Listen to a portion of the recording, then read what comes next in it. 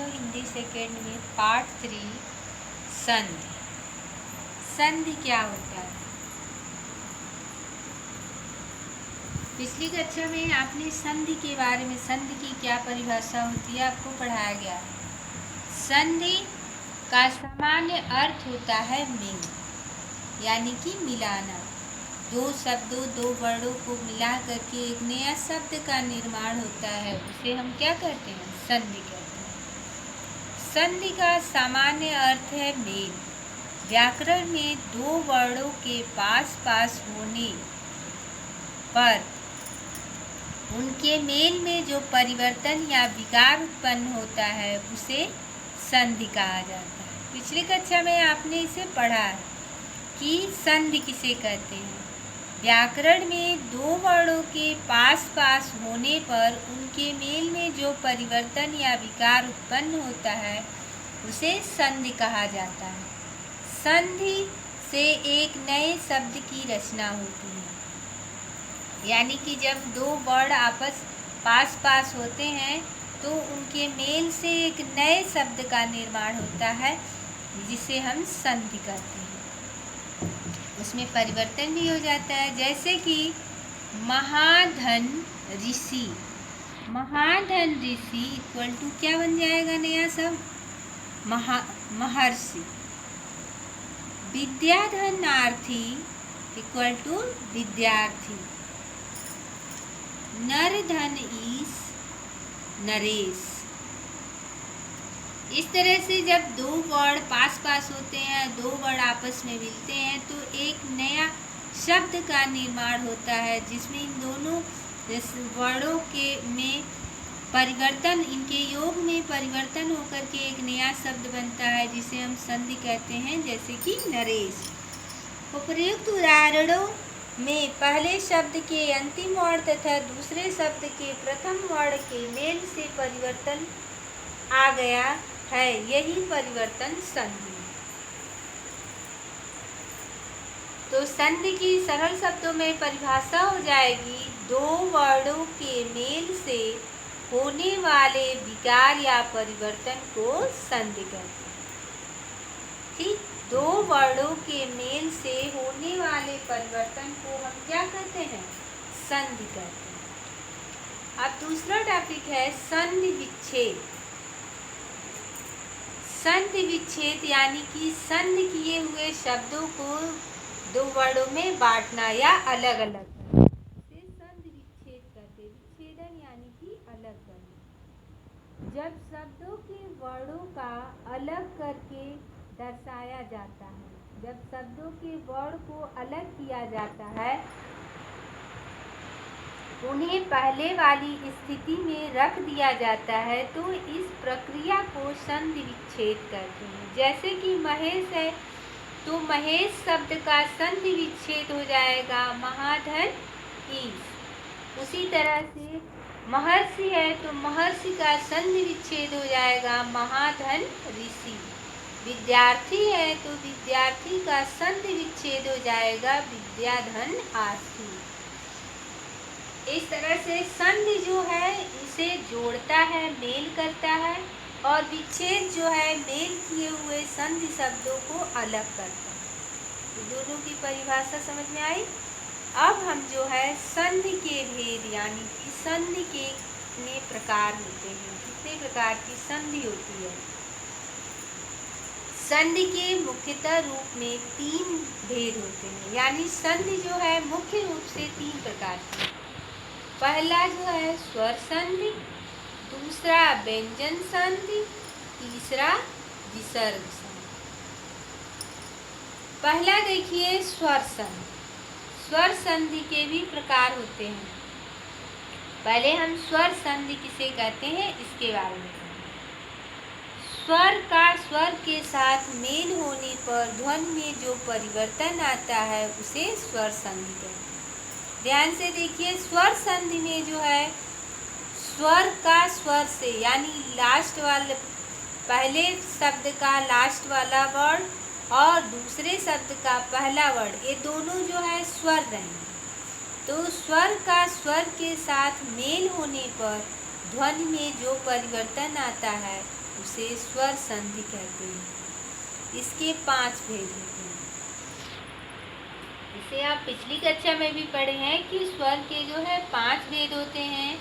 पहला दीर्घ संधि, दूसरा गुण संधि, तीसरा यड़ संधि, चौथा अयादि संधि। इस तरह से जो है आप जो है 5 संधि, स्वर के 5 संधि होते हैं, सबके बारे में आप जो है पढ़ेंगे। सबसे पहले हम लोग जो है स्वर संधि के दीर्घ संधि के बारे में पढ़ेंगे। दीर्घ से ही पता चलता है कि बड़ा, यानी जिसके उच्चारण करने में लंबा टाइम लगता है, ज़्यादा समय लगता है, उसे जो है हम दीर्घ संधि कहते हैं। देखिए किताब में दिया हुआ है कि दीर्घ का अर्थ होता है बड़ा, दीर्घजीवी अर्थात जो देर तक जीवित रहे, जिसे बोलने में अधिक ऊर्जा की जरूरत पड़े। स्वर 2 तरह के होते हैं। पहला आप पढ़ चुके हैं कि ह्रास्व स्वर और दीर्घ स्वर। तो जब एक ही जाति के 2 स्वर मिलते हैं तो उसी जाति का दीर्घ स्वर बन जाता है।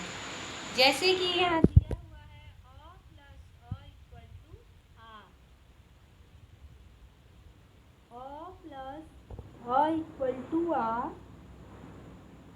जैसे कि शब्द धन अर्थ में द शब्द का लास्ट वाला अ और अर्थ का अ दोनों के मिलाने पर जो है दीर्घ स्वर बनता है आ, जिससे नया शब्द बन जाएगा शब्दार्थ। उसी तरह से स्वधन अर्थ अ प्लस अ इक्वल टू आ, यानी कि स्वार्थ। नीचे दीर्घ संधि के उदाहरण देखिए और समझाइए। यहाँ जो है दिया हुआ है दीर्घ संधि का उदाहरण, यानी कि किसके किसके मेल से जो है कौन सा नया स्वर बनता है, और आप जो है उसके माध्यम से जो है आप संधि विच्छेद किया हुआ शब्दों का संधि कैसे करेंगे। जैसे कि अ प्लस अ इक्वल टू आ होता है। उसके अनुसार देखिए मत धन अनुसार तो में जो अ और ये अ दोनों मिला करके आ का निर्माण होगा, तो मतानुसार, यानी कि आ की मात्रा का हो गया निर्माण, तो ये नया शब्द बन गया मतानुसार। उसी तरह से सधन अनुभूति क्या हो जाएगा, सहानुभूति।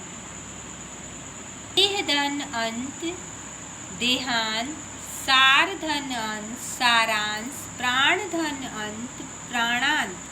इसमें देखिए ड के साथ अ है और अ, इन दोनों अ के मिलने से आ की मात्रा का निर्माण हो रहा है। इस तरह से आपको समझ में आ जाएगा कि अ दीर्घ स्वर संधि में, दीर्घ संधि में जो है अ और अ के मिलने से क्या बनता है, आ का निर्माण होता है। अब देखिए आ प्लस आ इक्वल टू भी आ होता है। जैसे दया धन आनंद दयानंद, महाधन आत्मा महात्मा, विद्याधनालय विद्यालय। इस तरह से आपको याद करना होगा कि किसके किसके मेल से जो है नया स्वर का निर्माण होता है। यहाँ देखिए आ प्लस अ इक्वल टू आ, तब भी दीर्घ संधि होगा। जैसे कि सहायता धन अर्थ सहायतार्थ, सीमा धन अंत सीमांत। उसी तरह से देखिए छोटी e plus E equal to बड़ी। हरि, हरि में र में छोटी की मात्रा और इच्छा में जो है छोटी, इन दोनों ई के मिलने से बड़ी ई का निर्माण होगा और क्या बन जाएगा, हरिधन इच्छा इक्वल टू हरिच्छा। रवि धन इंद्र रविंद्र, मुनि धन इंद्र मुनिंद्र, गिरि धन इंद्र गिरेंद्र। उसी तरह से ई छोटी ई प्लस बड़ी ई के मिलने से बड़ी ई का ही निर्माण होता है। जैसे कि मुनि धन ईश्वर मुनीश्वर, रवि धन ईश रवीश, कपि धन ईश कपीश, हरि धन ईश हरीश।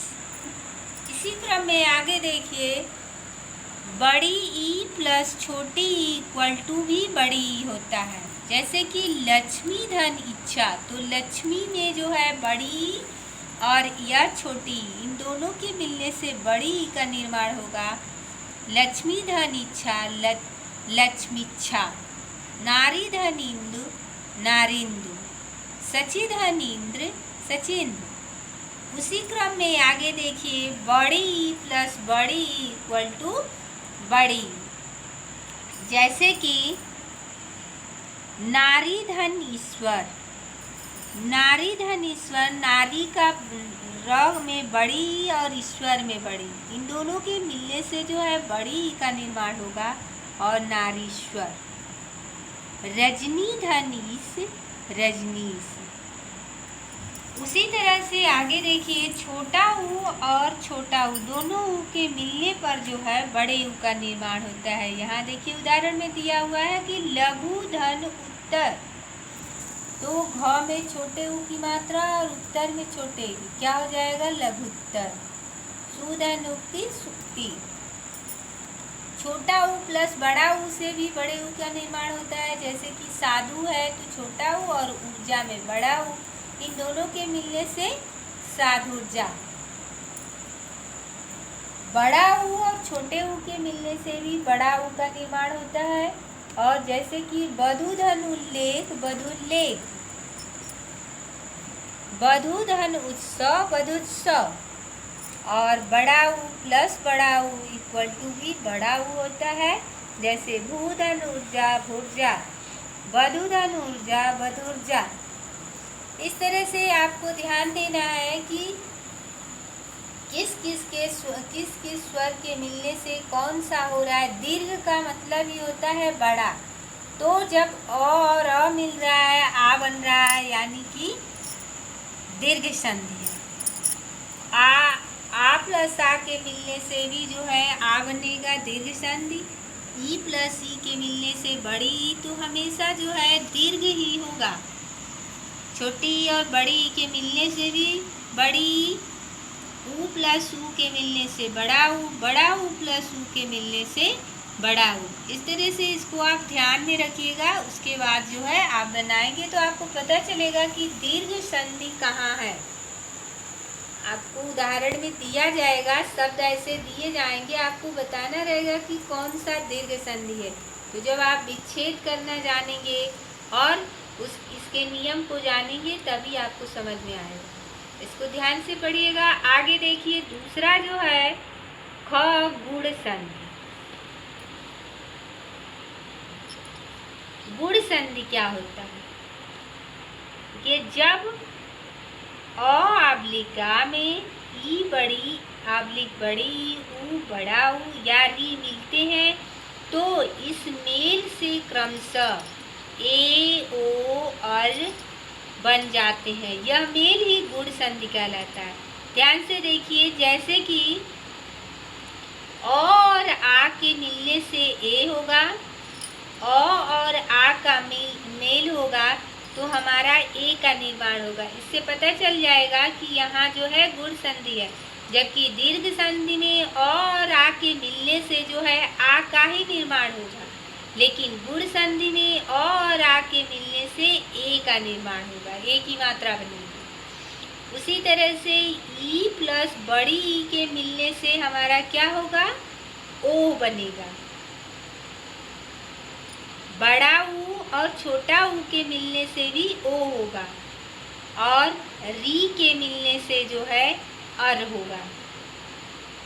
तो इस तरह से जो है आप इसके मेल से जो है नए स्वर का निर्माण हो रहा है, इसलिए ये गुण संधि है। यहाँ देखिए, अ प्लस ई इक्वल टू ए, अ प्लस ई कोई भी ई रहेगा तो ए की मात्रा होगी। आ प्लस बड़ी हो या छोटी ये तब भी ए होगा। आ प्लस ऊ बड़ा ऊ होगा तो किसका क्या बन जाएगा? ओ बनेगा।